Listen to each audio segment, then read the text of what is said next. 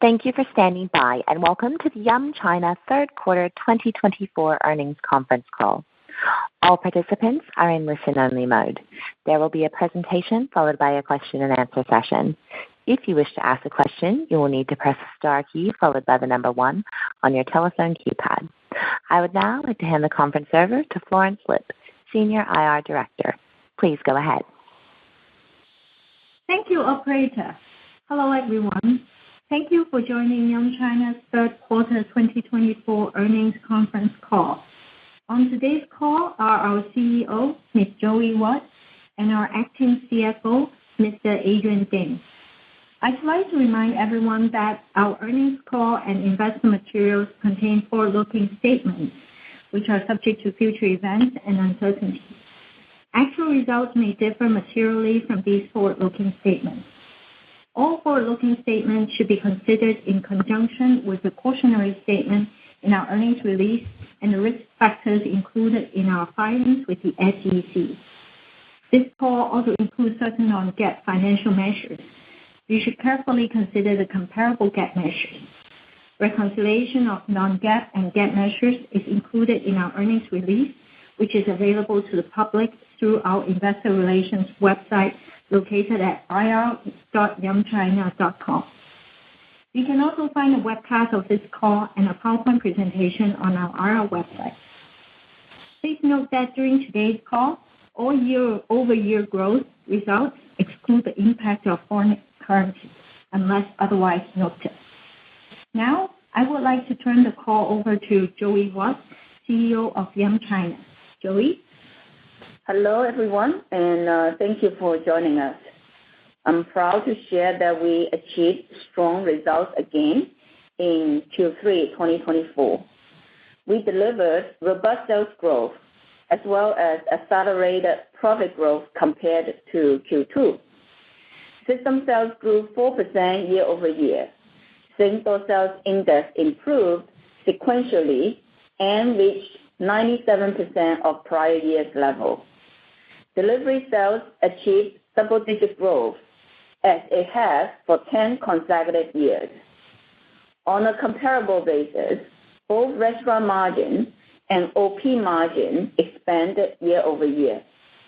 Core operating profit grew 18% and diluted EPS increased by 32%. As we execute our RGM 2.0 strategy, we have a dual focus on operational efficiency and innovation. Savings generated from improved efficiency allow us to reinvest in food innovation and our value for money offers. This broadens our addressable market. It also helps us capture more traffic, drive sales growth, and expand profit margins. Meanwhile, our innovative business models, K-Coffee Cafe and Pizza Hut Bao, are gaining momentum and successfully capturing new customer demand. In the first 9 months, we set several new records. $8.7 billion in revenue, over $1 billion in operating profit, 1,200 net new stores, and over $1.2 billion returned to shareholders. We outperformed the industry in a challenging and fluid environment. Today, I will provide an update on our operations and store opening strategy.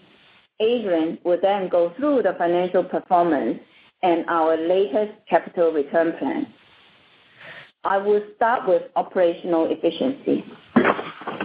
We are making great progress with Project Fresh Eye and Project Red Eye. We introduced these projects in quarter 4 of last year and quarter 1 of this year, respectively. These projects are to enhance operational efficiency through innovations across all aspects of our operations. Project Fresh Eye has reshaped our operations. We are evaluating processes through the fresh eyes of our restaurant managers, redesigning to support them more effectively. By simplifying, centralizing, and automating key processes, we are easing the burdens of restaurant managers so that they can focus on better serving customers. We are also using innovative technology and automation in our operations. This makes us more efficient. For example, intelligent energy management reduces utility costs. Project Red Eye has created a fresh mindset to innovate and deliver results by spending better and buying better. Our procurement teams are serving our marketing teams better and faster. Generated savings are passed on to our customers and fund innovations. We are also gearing our product design to optimize ingredient use and improve operational efficiency. These initiatives have enabled us to home in on product innovations and value for money while expanding margins. On a comparable basis, Q3 restaurant margin improved 50 basis points year over year, and core OP margin expanded 140 basis points. Importantly, these are sustainable improvements that strengthen our business capabilities while driving high levels of customer satisfaction. Turning to sales, it's true that consumers are becoming more rational and sophisticated in their choices. But we know that the demand is there. Consumers seek value for money, good quality, and emotional value. 不只是性价比，而是质价比. That's exactly what we are offering them, and it's working. We regard both system sales and same-store sales growth as equally important. On one hand, we see ample opportunities across China to enter underserved markets and enhance customer access. On the other hand, we look to balance our unit growth with same-store sales growth. 7 consecutive quarters of same-store traffic growth and sequential improvement in same-store sales index for both KFC and Pizza Hut show the strength of our strategy. Our delivery sales grew 18%, continuing the double-digit annual growth Yum China has maintained over the past decade. In quarter 3, delivery sales reached around 40% of our sales mix. We have strategically adjusted delivery fees and introduced more entry price offerings to capture incremental consumer demand. We have enhanced our presence on aggregator platforms and expanded delivery coverage. Through these initiatives and more, we have captured incremental orders, especially from solo diners and value-cautious customers. As a result, both KFC and Pizza Hut have increased their market share on aggregator platforms. Even as we expand on aggregator platforms, we continue to maintain strong control over our business. Sales outside the delivery aggregators account for over 70% of our total sales, including dine-in, takeaway, and delivery. Let me share a few highlights on KFC. We continue to breathe fresh energy into our flagship products. Take the new original recipe chicken burger as we introduced in quarter 2. It's an exciting innovation, though not so obvious. Taking our cue from the classic way kids in China enjoy KFC's original recipe chicken with mashed potato, we combine them into a new burger product. It's been very successful.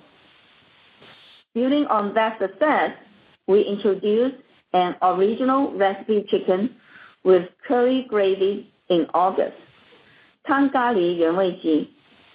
This time, we add curry gravy to the original recipe chicken and mashed potatoes. Customers are loving it. As a bonus, it doesn't require new ingredients in the stores. we maximize the use of existing ones while delivering exceptional value and taste to our loyal customers. In the first 9 months, KFC sold nearly 200 million cups of K-Coffee, surpassing all cups sold in 2023. During the period, both sales and cups sold increased by about 30%. As our membership data indicate that a significant majority of our members have yet to try K-Coffee, we see huge potential for growth. We have just opened a 500 side-by-side K-Coffee cafe, Cafe, this morning, China time, with a prime location in Shanghai, Xujiahui. We are also tapping into strategic locations like college campuses and transportation hubs. By the end of the year, we expect to exceed 600 cafes. Our distinctive menu of coffee, drinks, and food, stunning value proposition, and cafe ambience are resonating well with their customers. Our disruptive limited time offer of original recipe chicken latte, 选择原味鸡风味拿铁, generated first disbelief, then curiosity, and finally trial. Perhaps surprisingly, it's become one of our best sellers. K-Coffee cafes also effectively cross-sell to KFC's loyal customers, driving incremental sales and profit. K-Coffee cafe's potential is exciting. Turning to Pizza Hut, the brand is making solid progress. Pizza Hut opened nearly 300 net new stores in the first 9 months, exceeding 3,600 stores. Since 2017, Pizza Hut has been strategically lowering its ticket average to drive traffic and enhance its mass market appeal. We have launched more entry price products designed for value-cautious customers and solo diners, capturing more smaller ticket orders. Pizza Hut has also improved its profitability. Core OP increased 20% year over year in Q3. Core OP margin was up by 140 basis points. We boost operational efficiency with simplified ingredients and redesigned kitchen processes. This also allows us to further improve our high food quality and service level. We continue to fortify our reputation as pizza experts. We recently upgraded the hand-tossed pizza dough for better taste, consistency, and easier preparation. In addition, we continue to build on our signature product, Durian Pizza, Liulian Pizza, now our #1 best-selling pizza. 1 in every 4 pizzas sold in Pizza Hut China is now a durian pizza. We sold nearly 30 million durian pizza year to date. We have extended our success with durian to burgers, launching the pizza dough beef burger with durian and pineapple, 芝士金枕榴莲菠萝牛堡. It sounds unusual, but it's perfect for our durian lovers and sold out quickly.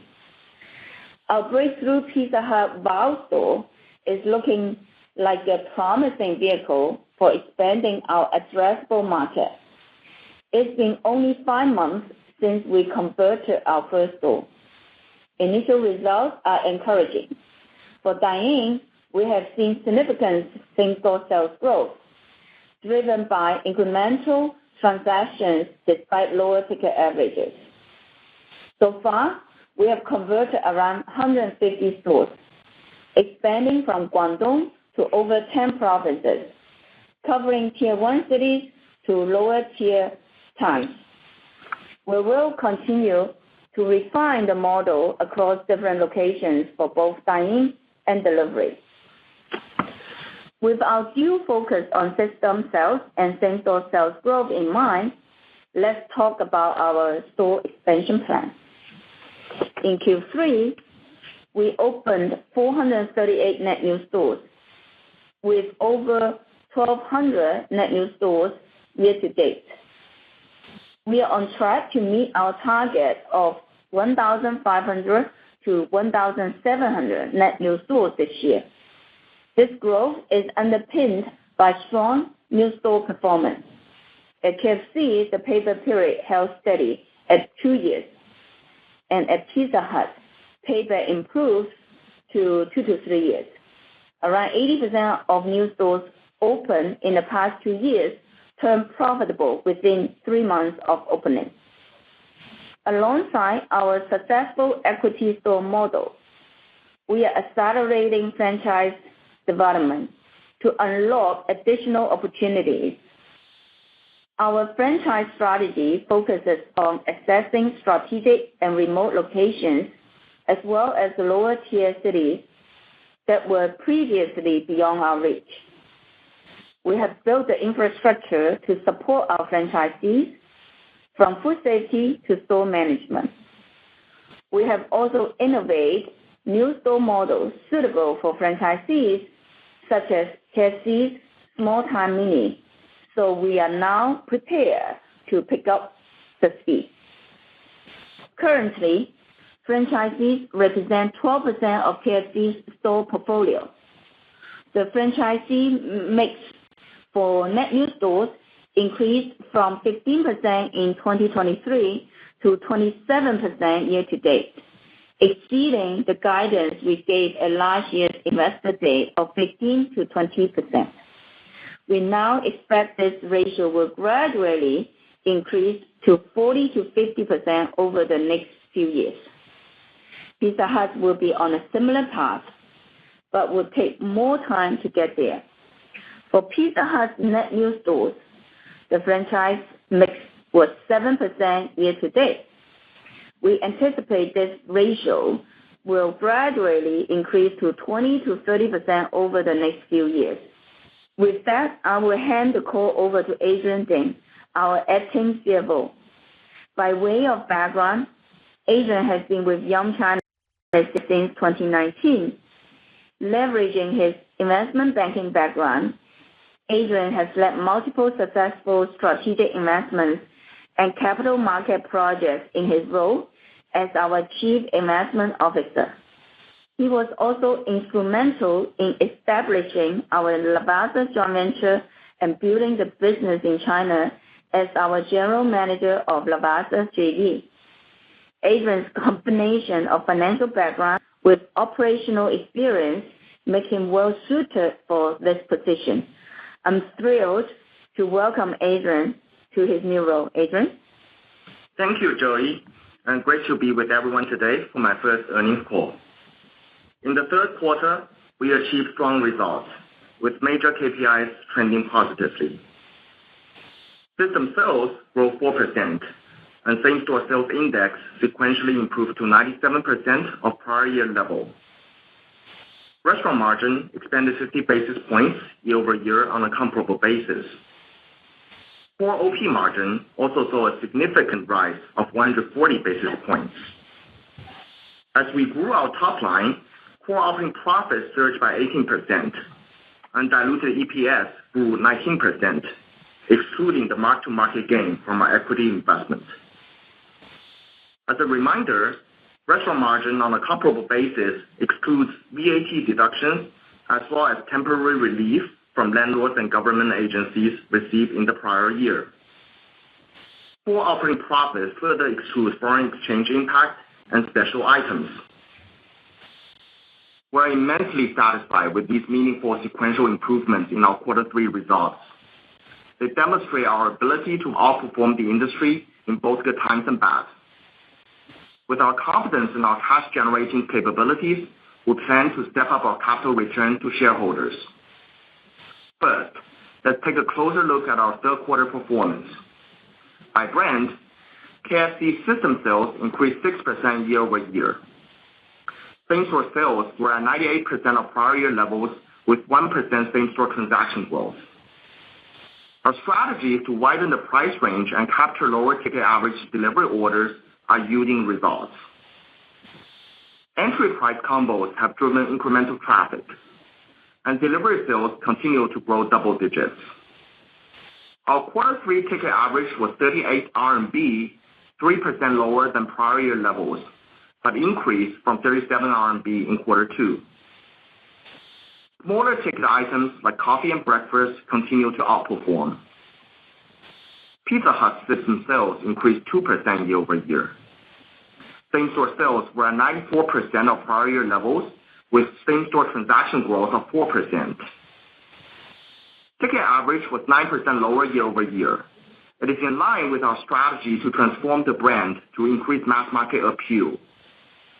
Our entry price pizzas, burgers, and single-person meals attracted incremental traffic from value-conscious consumers and solo diners, which of course lower per-person spending. The Wow Store model is positioned with even more accessible pricing. Pizza Hut's traffic has grown in response to our strategy, and profit margins have improved year-over-year, thanks to our team's relentless drive for operational efficiency and innovation. Now, let's go through our margin and key cost lines. Our OP margin as a percentage of revenue was 12.1%, 100 basis points higher year-over-year, or 140 basis points higher on a comparable basis. Resilient restaurant margin and savings in G&A expenses help us achieve that.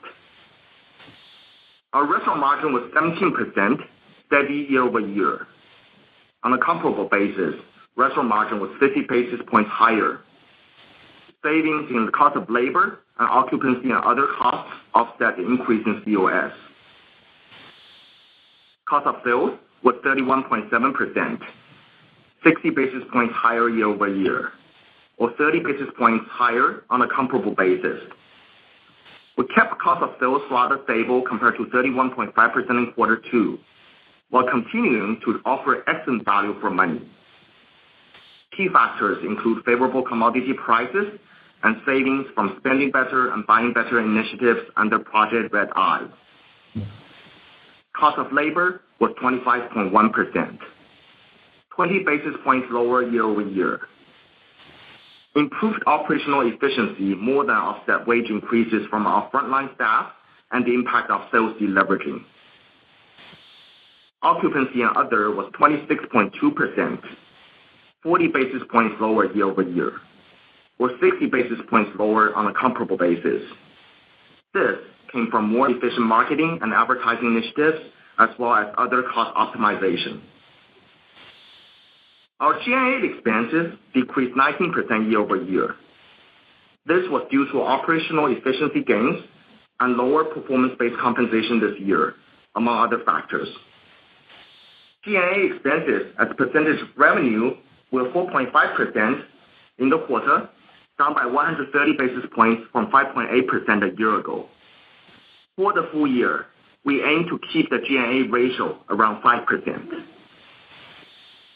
Operating profit was $371 million, growing 14% year-over-year. Core OP increased 18% year-over-year. Our effective tax rate was 27.3% in quarter 3, on par with the same period last year. We expect a full-year ETR in the high 20s.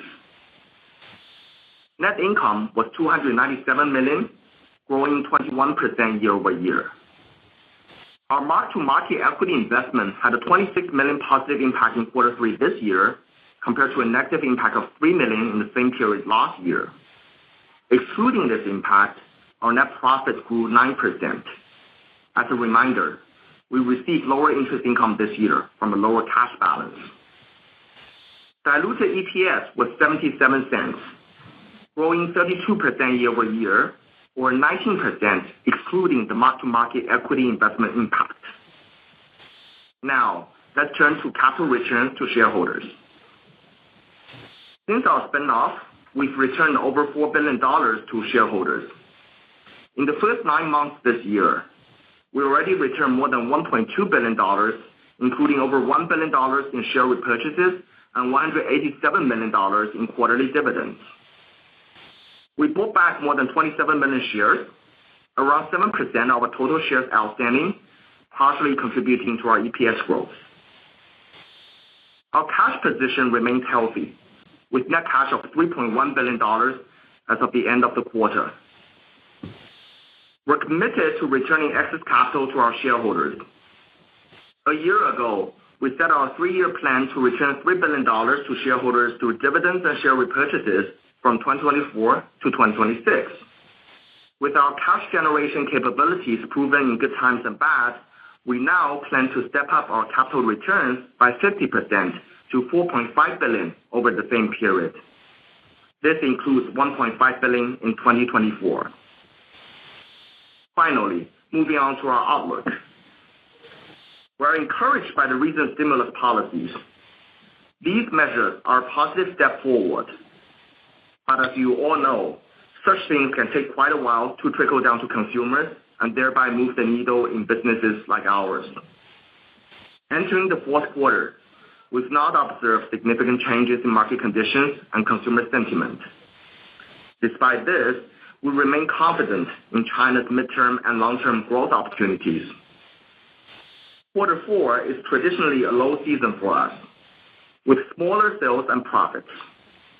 We maintain our focus on operational efficiency and innovation to pass on savings to our consumers. We expect these efforts to continue driving overall sales and profit growth. I am confident in our strategy and our ability to navigate this complex and evolving environment and achieve sustainable long-term growth. As a reminder, in quarter 4 last year, we benefited from $6 million in temporary relief, equivalent to around 30 basis points in OP margin, which we do not expect to repeat this year. Let me pass it back to Joey for closing remarks. Thank you, Adrian. Before we turn to Q&A, I would like just to recap the 3 key messages I want you to take away today. First, our quarter 3 results highlight our resiliency and growth strategy. With our due focus on operational efficiency and innovation, we are well positioned to capture opportunities in this market. Both system sales growth and same-store sales growth are key focus for us. Second, we remain bullish on China's long-term growth opportunities. Our widened price ranges, optimized delivery strategy, and breakthrough business models help us broaden our addressable market. We continue to capture underserved customer segments with both equity and franchise new stores. Lastly, we maintain our due focus on sustainable growth and capital returns to shareholders. We plan to step up our 3-year capital returns to $4.5 billion for 2024 to 2026. With that, I will pass it back to Florence. Thanks, Joey. Now, we will open the call for questions. In order to give more people the chance to ask questions, please limit your questions to 1 at a time. Operator, please start the Q&A. Thank you. If you wish to ask a question, please press star 1 on your telephone and wait for your name to be announced. If you wish to cancel your request, please press star 2. If you're on a speakerphone, please pick up the handset to ask your question. Your first question comes from Xiaopo Wei with Citigroup. Hi, can you hear me, Joey and Adrian? Yes, we can. Okay, thank you. Thank you for taking quick question.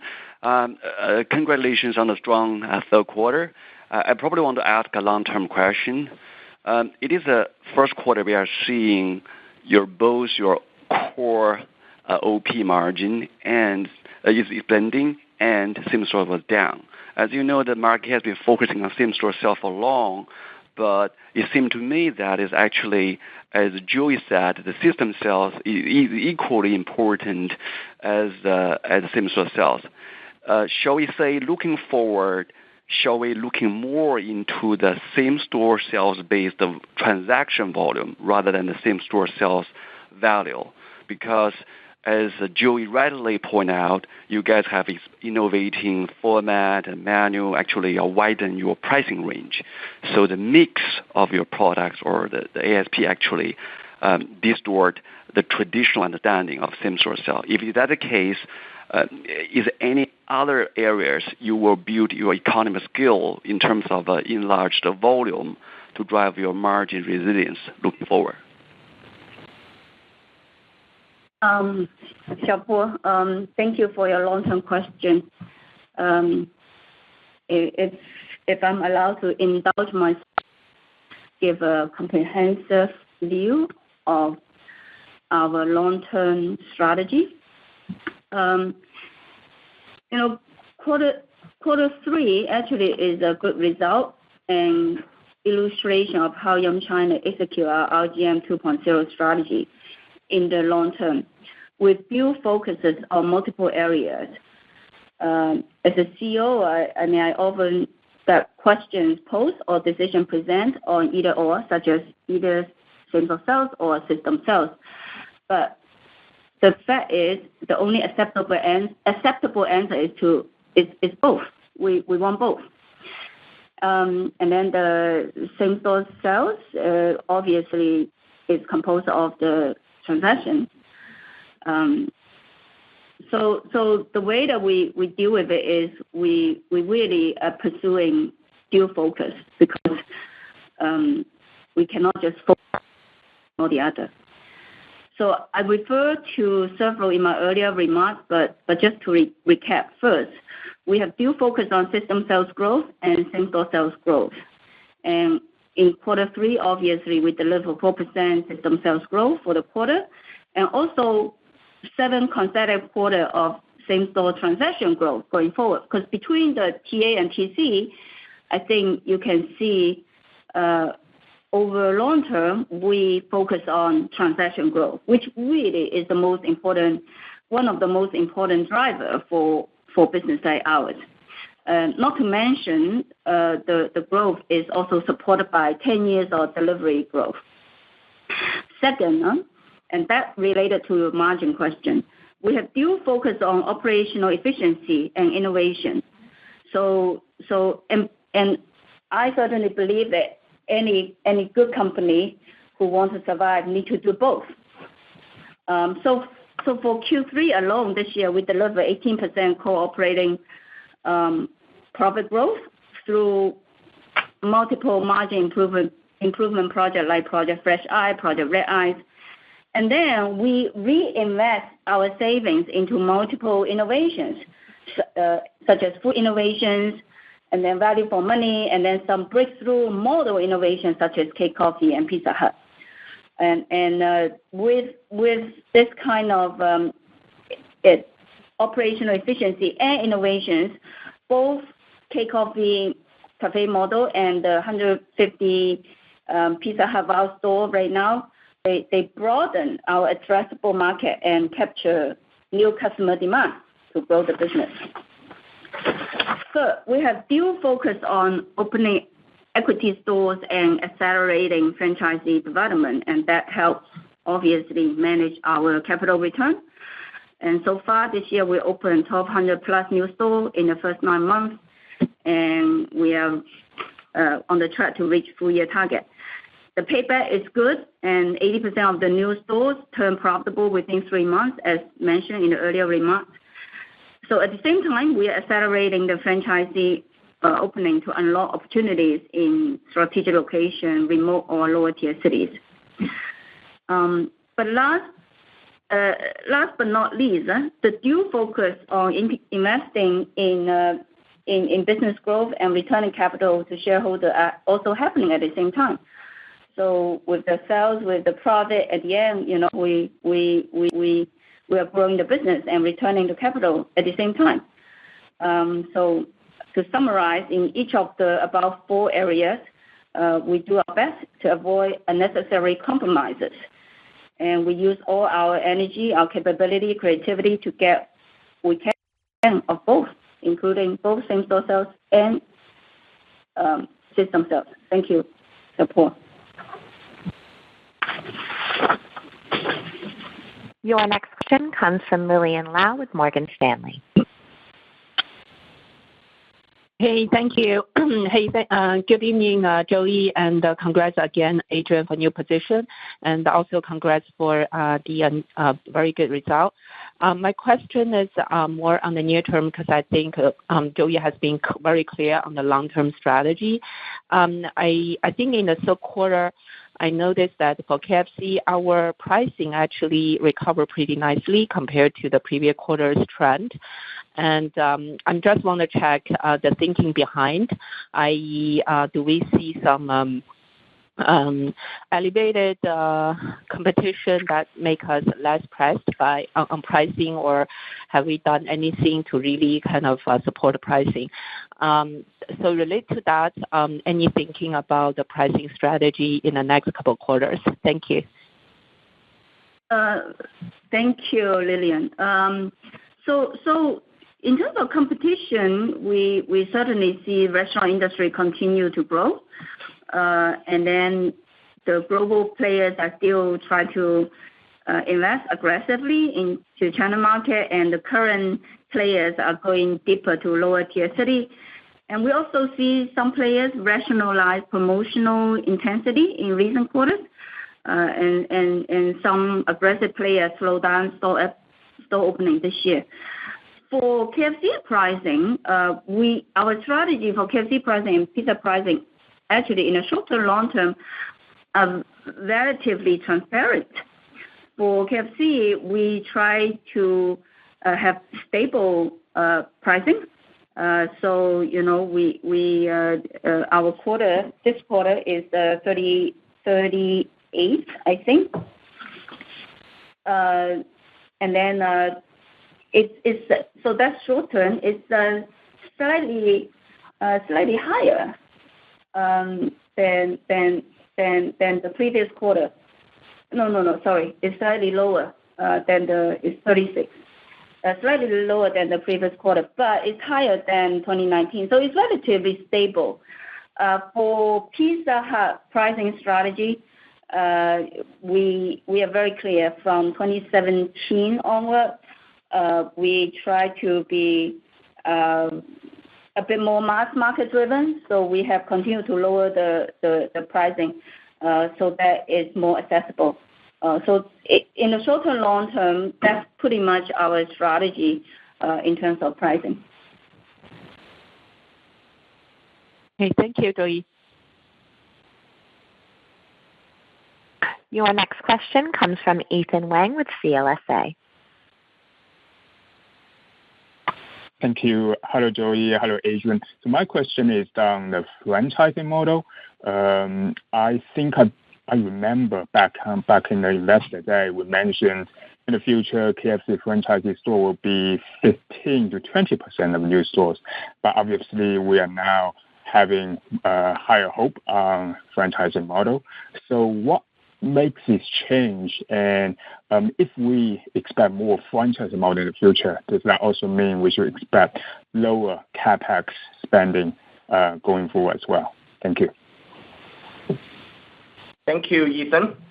I guess, firstly, on your question regarding what made the change, right? I think the key reason is we're ready.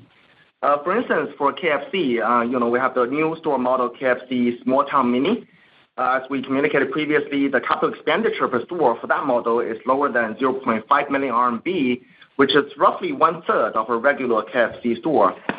And for instance, for the newly rolled out Pizza Hut Wow, that model could be, have a good potential in lower tier city as well and good for franchising.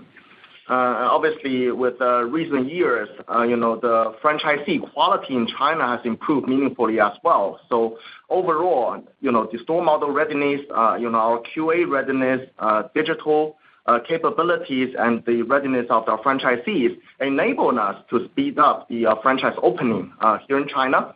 As we mentioned during the prepared remarks, for KFC, we aim to gradually increase our net new open percentage in franchise to be 40 to 50% down the road over the next few years. For Pizza Hut, it takes a bit longer, but overall, we hope to achieve 20 to 30% of net new open for Pizza Hut being franchise model over the next few years. And speaking of franchise unit economics, obviously we want to remind everyone here that for each $100 of system sales generated by our franchisee, we recognize $40 to $45 as our revenue. And that breakdown includes 6 to 7% of the 100 being our royalty fee collected and initial fee collected, and also the other $35 to $36 out of the 100 being the transaction with franchisees, the revenue from transaction with franchisees. That's namely in the areas of COS and other services, including AMP and others. And in terms of a cost, franchise expense, 3% of license fee will need to pay to Yum Brands, and our expense for transaction with franchisees is currently incurred around our cost. But in the future, there's a potential for us to retain certain margin in the services with franchisees because we have savings from Project Red Eye and Project Fresh Eye. And whether that will, lower our capital expenditure and enhance our, ROIC, that's a real question. Over the long term, we do expect that will help enhance our ROIC. But in the near term, the impact will be immaterial because, as we mentioned, the overall pacing of step up in franchising will be gradual over the next few years. Thank you, Ethan. Thank you, Adrian, and congratulations on the result. Thank you. Thank you. Your next question comes from Michelle Cheng with Goldman Sachs. Hey, hi, Joey, Adrian. Thanks for having the time to ask questions. So my question is still more on the short term. I think, Adrian, you earlier mentioned that quarter today we didn't see a significant changes yet, even we are positive on stimulus. But considering last fourth quarter, the base supposedly should be easier. So are we still seeing like an incremental sequential improvement in fourth quarter trend? And also looking ahead, when we consider both KFC and Pizza Hut, it looks like KFC's same-store sales is still much more resilient and compared with the pre-COVID level, still much closer. So when we look for same-store sales growth going forward, are we seeing that Pizza Hut's pricing trend will be gradually stabilized and KFC actually have a room to see the pricing improvement next year? Thank you.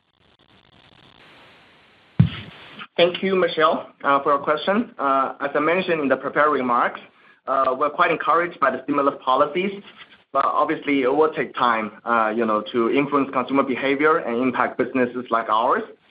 I'd like to give some more color into quarter four performance, and especially in the top line. So entering quarter four, as I mentioned in the prepared remark, we've not observed significant changes in consumer sentiment, nor in the macro situation. In terms of the October Golden Week holiday, our SSSG slightly improved year over year during the Golden Week. However, the consumer spending remained cautious post-holiday. I think that's a common phenomenon we observed for this year. After a long holiday, the consumer spending, returned to be cautious, for a short span of time after the long holiday. Overall speaking, for quarter four, we still face some top-line pressure, but we are confident in our ability to outperform peers in both the good times and bad. And we are also reasonably confident that our quarter four same-store transaction index will continue to be positive for another quarter. Lastly, but importantly, we really focus on things that are within our control. So we continue to execute our strategy, which has proven to be quite effective to capture incremental traffic and protect our margins. We believe we're well positioned to continue to capture consumer needs with our flagship products, stunning value, deliver strategy, and breakthrough models. I think the second part of the question relates to the difference between KFC and Pizza Hut. Obviously, given the consumers are more rationalized in their spending, Pizza Hut with their higher per person spending currently is facing a little bit of bigger headwind compared to KFC, which is really having a super robust, resilient model. However, I think we're doing all the right things for Pizza Hut, lowering the TAs, lowering the per person spending, and also devising the new store models such as Pizza Hut Wow, which is even more accessible And as we mentioned in the prepared remarks, for both this quarter and the previous quarter, that we do see some initial encouraging results for WOW. Particularly on the dine-in side, we see a meaningful increase in SSG there for WOW.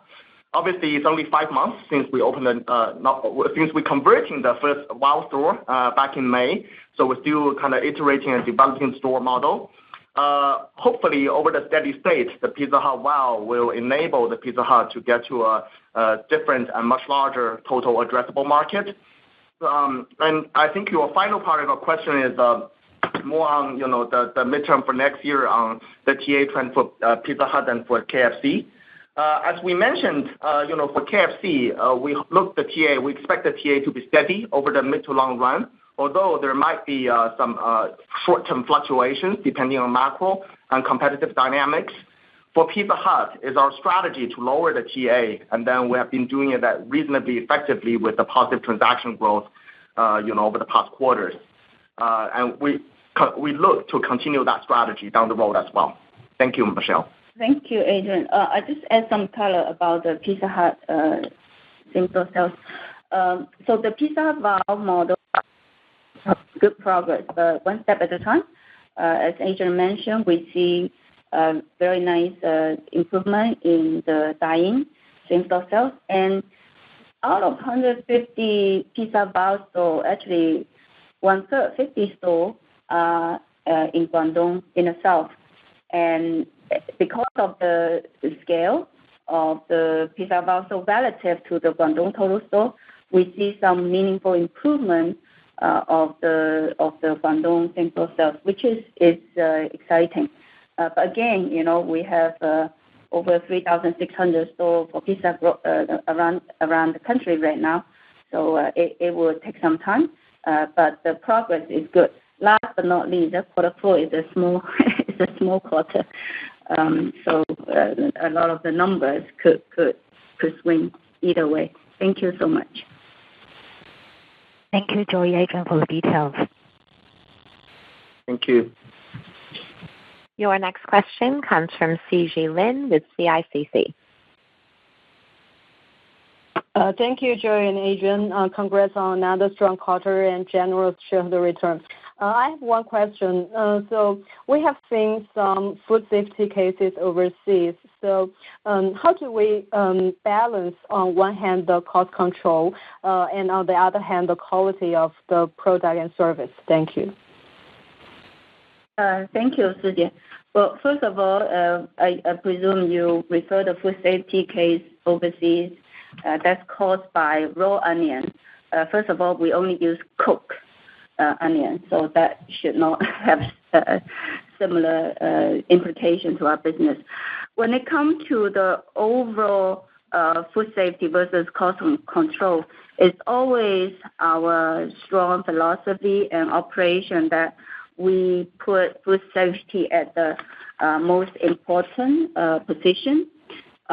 We are fully compliant with regulation, and also it's one of the few issues that if there's any issue, we report it directly to myself, and then we also report it to our board. Our board, we have a food safety committee on this one. So we absolutely treat it as highest importance and priority.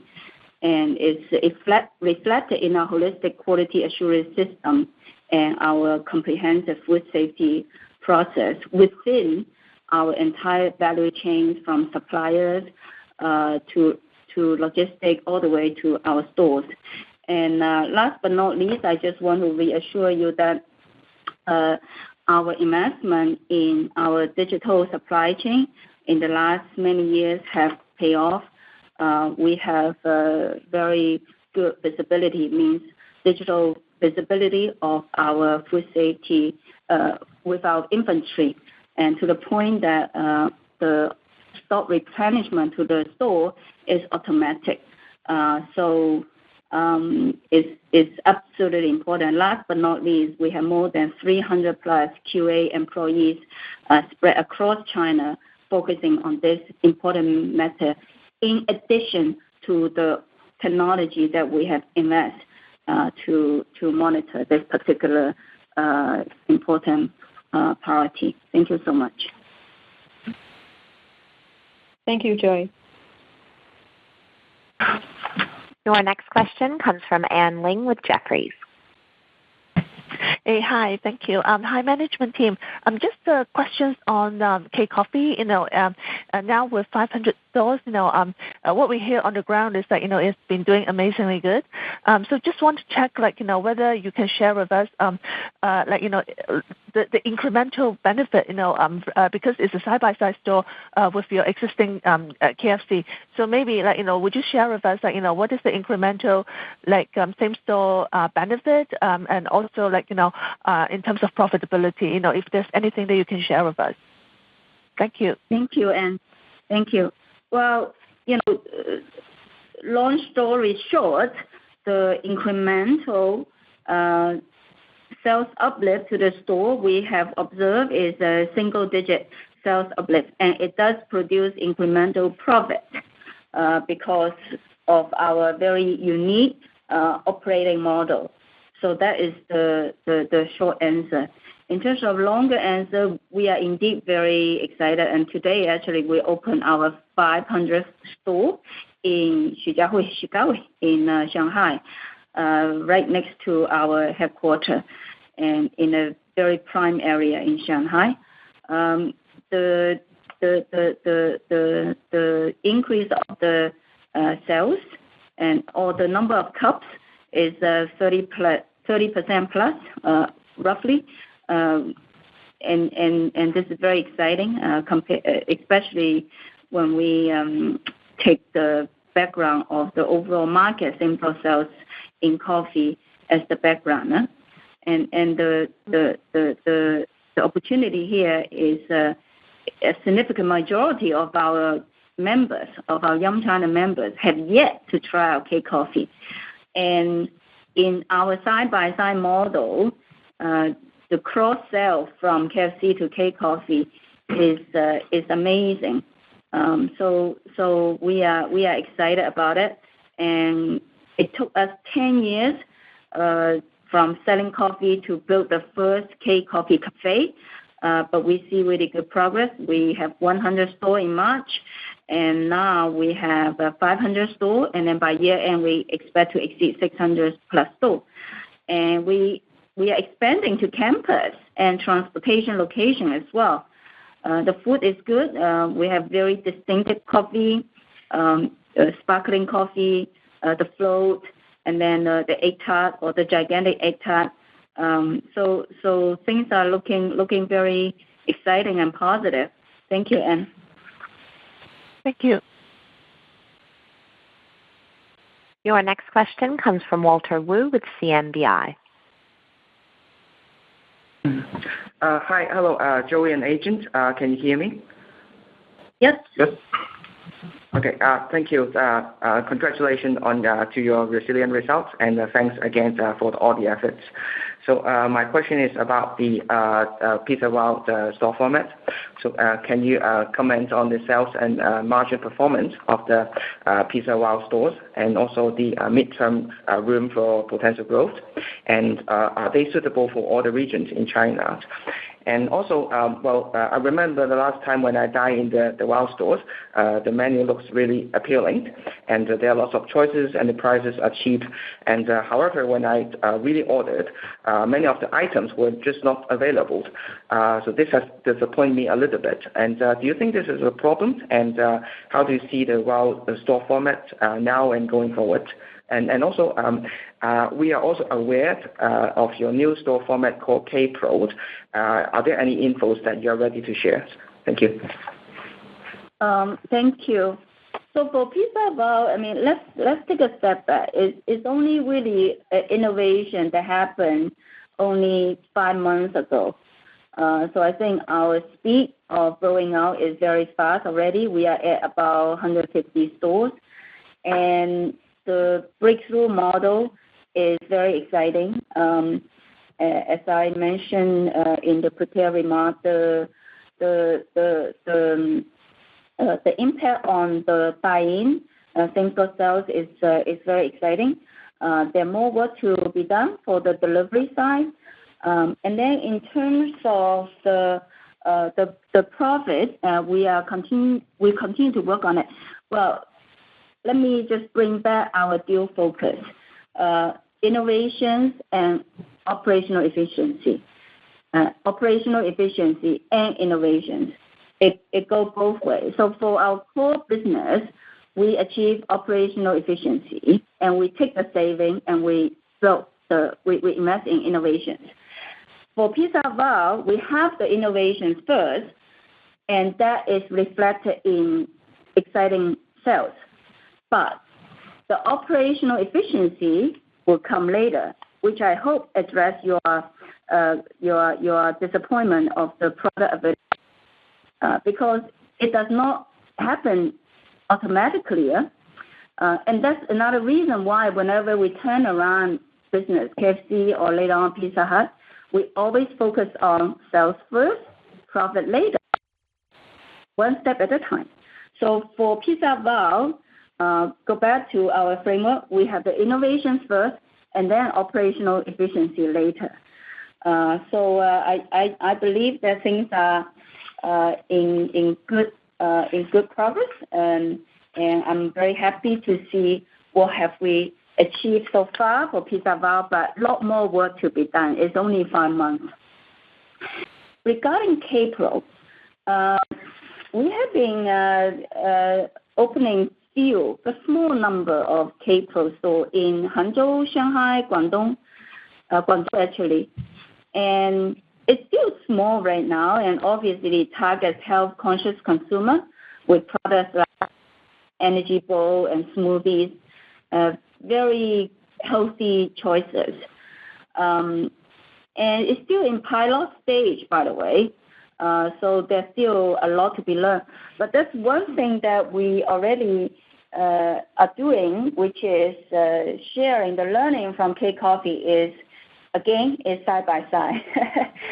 The new stores are side by side with the KFC core store, so that we can share staff, we can share some investment of the CapEx. But that's still early days. Okay, thank you. Thank you. Your next question comes from Linda Huang with YUMC. Macquarie. Hello. Yeah. Hi, management, can you hear me? Yes. Yes, Linda, please. Yes. My question is regarding for our capital allocation. We appreciate that the company step up the total the return to 4.5 billion. And please correct me if I'm wrong, because based on your cash flow, right? I found that every single year our free cash flow will be around 700 to 800 million. But if we return back to 1.5 billion, that means that probably in 3 years we can use up all our cash in our balance sheet. So I'm just wondering, based on this, the capital return, does that mean that for the next 3 years, we will just purely focus on the organic growth, and we never think about any like a big M&A will happen in the next 3 years? Or we can strike the balance if there's a big deal coming up, and we are willing to take out some debt to take any M&A opportunity. So that's my question. Thank you. Thank you, Linda. I guess there are 2 parts of the question. Firstly, regarding the sustainability of our capital return, obviously we're very confident in our ability to generate our cash, and as we mentioned, we have dual focus on our business growth and return to shareholders. Dual focus again. So for 2024 to 2026, we plan to step up our return from 3 billion to 4.5 billion. That includes the 1.5 billion for this year, 2024. And as your question regarding the longer term, right? Obviously, as you correctly pointed out, we probably cannot do 1.5 billion every year forever.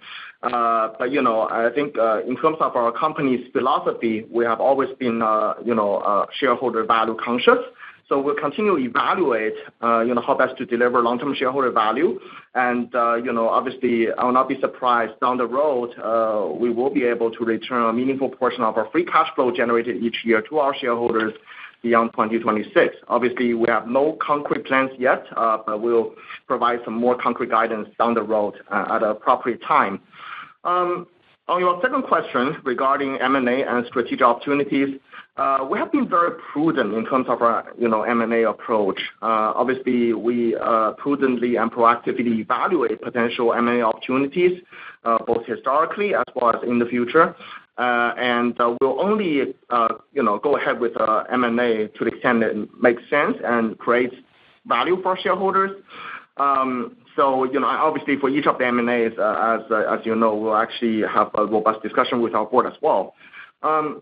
To the extent if, very major M&A comes out, and then to the extent if it makes a lot of sense to Yum China, then we may or may not adjust our capital return plan. Obviously, we may or may not take on debt to fund a M&A, depending on size of the M&A. But again, we're very prudent in terms of our M&A approach.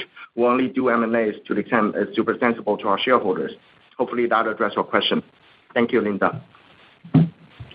Okay, thank you very much. There are no further questions at this time. I'll now hand back to Ms. Liu for closing remarks. Thank you. Thank you for joining the call today. For further questions, please reach out through the contact information in our earnings release and on our website. Thank you. Thank you. Thank you. That does conclude our conference for today. Thank you for participating. You may now disconnect.